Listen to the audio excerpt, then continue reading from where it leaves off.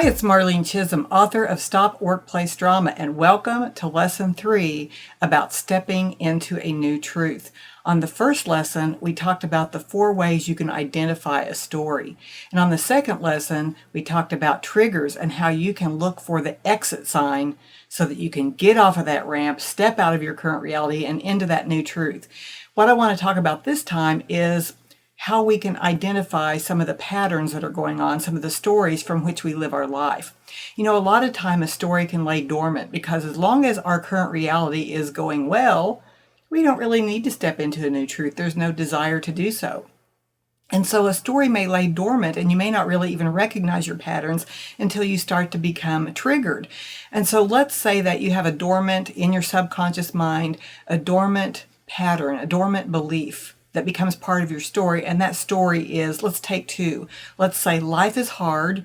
And let's say there's another story that I'm not quite worthy enough. When you get triggered and these feelings and this fear and doubt shows up for you that triggers the belief that life is hard and I'm not worthy, it will elicit in you certain responses to life's challenges. And you'll live your life from the perspective of life is hard, this is going to be difficult, or I'm not quite worthy, and that's going to influence every single decision you make.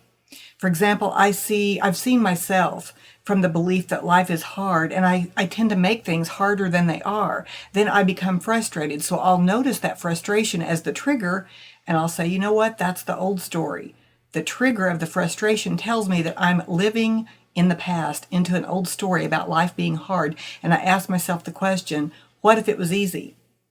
I've said before that I think a lot of people live from a dirty little secret, and the dirty little secret is I'm not quite enough.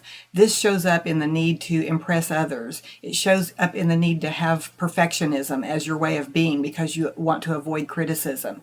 When you start showing up from the perspective of I'm enough, there's enough, you're enough, everything starts to change. You don't fear criticism. You look forward to getting feedback so you can perfect your product or service, and it saves you time. So I want you to start looking for the themes, the stories that from which you live your life. Life is hard. I'm not quite good enough. It has to be difficult. Other people don't like me. I'm too shy. Start looking at these old patterns, and every time you feel an emotional response toward one of these thought processes, simply say to yourself, old story, I'm stepping into the new truth, and then ask yourself, how would I think or behave if I was stepping into the new truth?